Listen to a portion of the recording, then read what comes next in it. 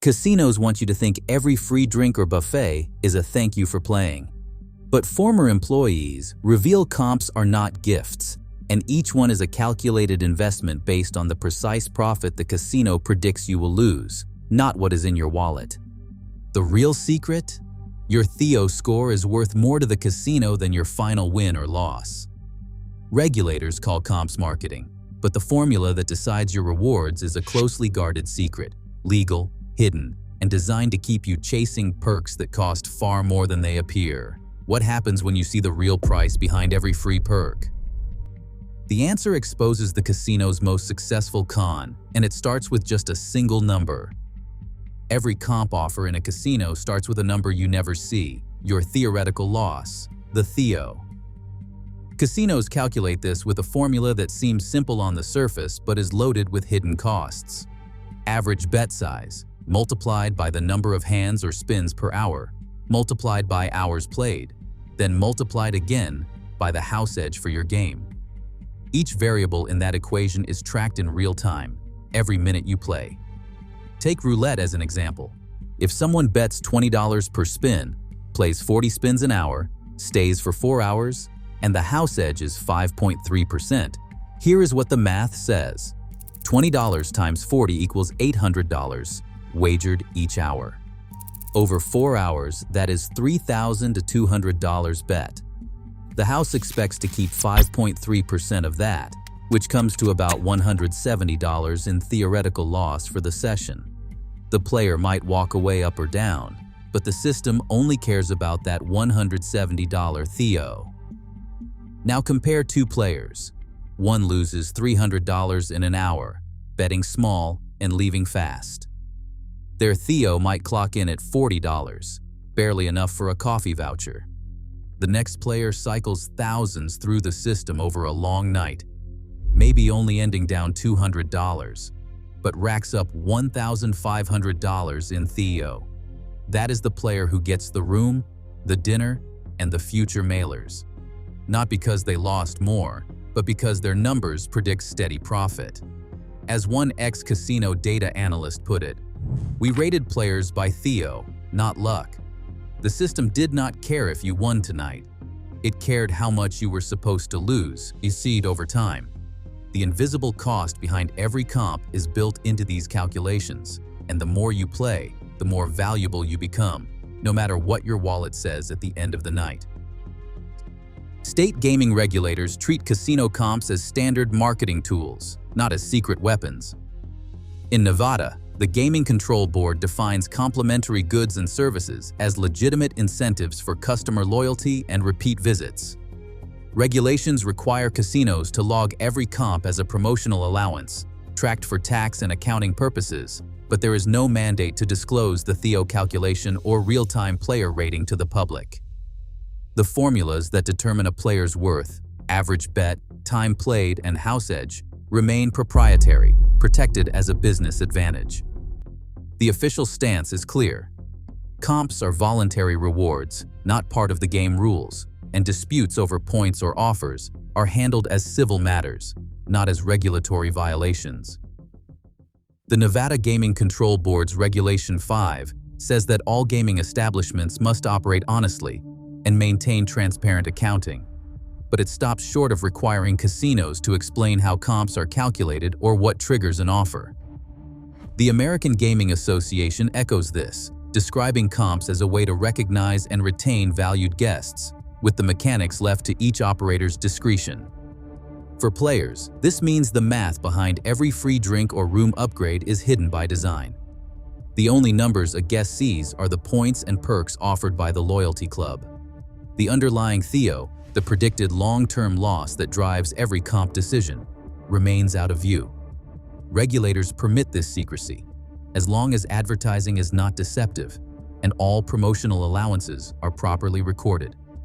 The result is a system where the rules are known only to the house, and the player's value is measured by a formula they are never allowed to see. Maya's hands hovered over the blackjack table, chips stacked in neat towers. She had been there for 3 hours, her average bet holding steady at $50 per hand. The pit boss had already logged her play into the system. 60 hands an hour. House edge, at 1.5%. Maya's theoretical loss for the night was climbing toward $135. At the start, she was up by a few hundred, but as her luck turned, a host named Tina appeared at her elbow. Tina's tablet lit up with a dashboard alert. Maya's session had crossed the $100 THEO threshold. Without missing a beat, Tina leaned in and offered a comped dinner at the steakhouse. "You have played like a pro tonight. Let's celebrate." Maya's mood lifted. She accepted, took a short break, and then returned to the table. Her session stretched another hour. By the end, she had lost $220, but her THEO, not her actual loss, triggered the next round of perks. A few tables over, Carlos sat at a bank of penny slots. He was not a high roller, $1.50 a spin, but he played fast and did not leave his seat for hours.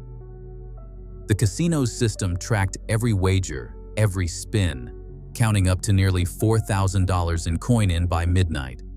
The house edge on his machine was 6%, so Carlos's THEO for the night hit $240. As his credits dwindled, he slumped in his chair, eyes darting to the exit. At that moment, a cocktail server arrived with a free drink, courtesy of the host desk. "You have been loyal all night. This one is on us." Carlos paused, sipped, and started another round. The system's reinvestment was less than $20 in comped value, but it was just enough to keep him playing. His losses for the night ended up close to $180, less than the system's predicted take, but more than he had planned to risk. The casino's player development manager, Mark, described the process in plain terms. "We do not guess when to comp. Our system flags players in real time, average bet, hours played, coin in. When a player's THEO hits a certain level, that is when we step in. The goal is not to reward winners or console losers. It is to keep valuable players in action." Mark pointed to his dashboard where names and numbers shifted by the minute. "If someone is about to leave, we might offer a room. If they are frustrated, we might offer a drink. If they hit a jackpot, we might offer dinner or show tickets. The script is always the same. Make it feel personal, but the math runs the show." For Maya, the comped dinner extended her session. For Carlos, a free drink softened the sting of a losing streak. In both cases, the casino's real-time tracking guided every move. The hosts did not just react, they intervened at moments engineered to keep the THEO rising, session by session. Each comp was a calculated investment, designed to turn a fleeting win or a tough loss into another hour at the tables. Another $100 wagered. The perks felt spontaneous. Behind the scenes, they were anything but. Casino comps don't just keep players in their seats. They tap into hardwired mental shortcuts that shape every decision on the floor. Behavioral economist Dr. Susan Kim explains it this way: "Casinos design perks to trigger predictable biases. Once you understand the psychology, you can see the hooks behind every offer. The first bias at work is the house money effect. Decades of research, including studies by Thaler and Johnson, show that people take bigger risks when they feel they are playing with found money. In a casino, a free dinner or a stack of drink vouchers does not feel like cash out of a pocket. It feels like a bonus, so bets get bolder and discipline slips." Dr. Kim points out that even a small comp can make losses sting less. Players start thinking that it is not really their money anymore, so why not double down? Casinos count on this. Free play and meal credits are not gifts. They are calculated nudges that turn cautious gamblers into risk takers, all while the house edge keeps grinding away. Then comes the sunk cost fallacy. This bias drives people to keep going because they have already invested time, money, or effort. In the casino, it sounds like, "I have played all night, might as well stay for that free room," or "I am only a few points away from the next tier, so I cannot stop now." Dr. Kim says the more you invest, the harder it is to walk away. Casinos structure comp thresholds to exploit this, offering just enough to keep you chasing. It is not about breaking even. It is about justifying another hour, another $100, another round of play. Status chasing is the third lever. Loyalty programs are built to make every tier feel like a badge of honor. The closer players get to platinum or diamond, the more urgent it feels to reach it. Academic studies on loyalty schemes confirm that people spend more as they approach a goal, even when the goal is set by someone else. Dr. Kim sums it up: status tiers are engineered to be just out of reach. That is when players start stretching their budget, extending trips, or ramping up bets, not for the win, but for the upgrade. Together, these biases create a powerful cycle. A comped meal softens a loss. A tier upgrade feels like progress. And every freebie blurs the line between the casino's money and your own. The result is predictable: longer sessions, bigger bets, and rising THEO, exactly what the casino system is built to reward. Understanding these drivers is the first step to resisting them. Once you see the pattern, every offer becomes easier to question, and every decision becomes your own again. Ravi stepped through the sliding doors of the high-limit lounge, greeted by name before he even reached the velvet rope. He had never considered himself a high roller, just a loyal player, always using his card, always coming back. Over the years, the perks had grown: priority check-in, a suite with a view, a host on speed dial. But every upgrade, every invitation, was calculated to keep Ravi and players like him on the property and in action. The casino's math was simple, but relentless. For every dollar Ravi wagered, the system tracked his coin in, mapped his average bet, and applied the house edge. Over months, his total play added up to a number the casino called his lifetime THEO. That number, not his actual wins or losses, determined the VIP treatment. On paper, Ravi's annual coin-in hovered near $400,000. With a house edge of 2%, the casino expected to keep $8,000 a year from his play. Out of that, they funneled 25%, about $2,000, back into perks and comps. The reinvestment rate, as insiders call it, was standard: 20 to 30 cents returned in perks for every dollar the casino predicts it will win. The logic behind every luxury was precise. That $200 suite Ravi enjoyed on weekends was an investment, not a gift. At a comp return rate of 0.25%, the industry norm for many slot clubs, earning that room required $80,000 in coin-in. For a player betting $10 a spin, that is 8,000 spins just to break even on the room's value. The math was invisible, but the effect was clear. The more Ravi played, the more he was rewarded, and the more predictable his losses became. Casino executives call this the capture strategy. VIP perks are not about recognizing skill or luck. They are about locking in future visits, extending every stay, and making sure players never stray to a competitor. The lounge's free drinks and buffets were not just amenities. They were tools to keep Ravi comfortable, fed, and close to the gaming floor. The less he left the property, the more the house could count on his THEO climbing, session after session. Hosts tracked Ravi's play in real time. Their dashboards showed not only his current session THEO, but also his rolling averages, tier status, and how close he was to the next threshold. If Ravi's play dipped, a host might call with a special offer, double points, a show ticket, a suite upgrade. If he hit a particularly long session, a room was waiting. Every comp was a nudge to keep him playing, to convert another hour into another few $100s of theoretical loss. Over the years, Ravi began to see a pattern.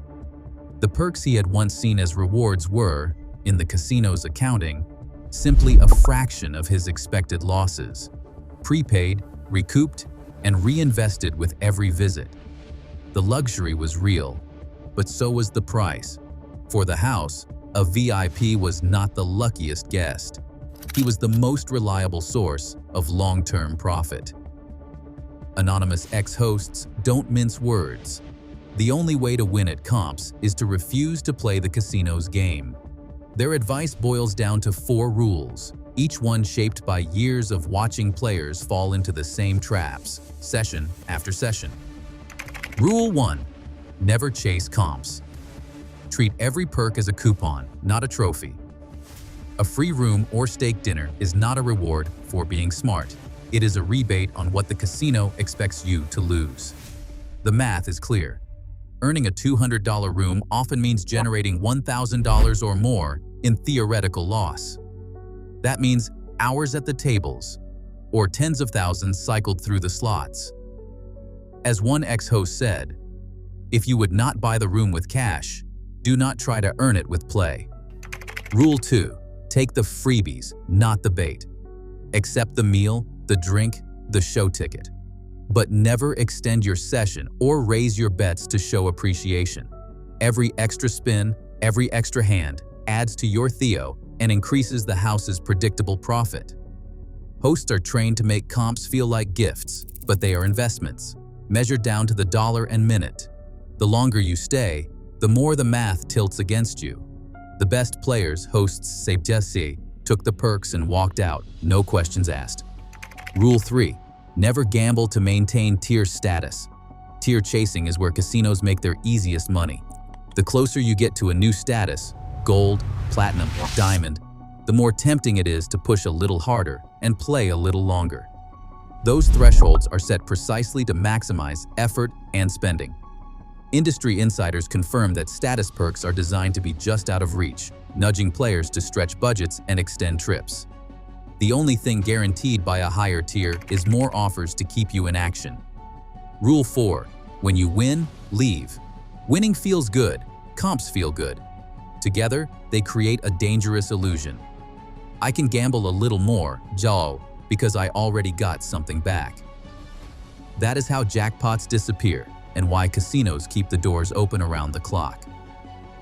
Ex-hosts watched countless players turn a winning night into a losing one, all to justify a free meal or another few points. The house edge does not care if you are up or down. It just needs you to keep playing. Some players set alarms on their phones or watches. When it goes off, they cash out no matter what. Others keep a strict budget and leave their player's card behind for part of the trip. The only pattern ex-hosts respected was those who took the perks, enjoyed the experience, and left before the math could catch up. As one former host said, the casino wants you to think you are getting away with something. The real winners are the ones who know when to walk out. Casinos now invest billions in tracking, predicting, and shaping player behavior. As real-time data sharpens every comp, the line between reward and manipulation all but disappears. Today, the real gamble isn't a hand of cards. It's believing the perks are ever truly free. In an industry built on calculated losses, the safest bet is knowing when to walk away. What do you think? Are comps worth the risk? Let us know below.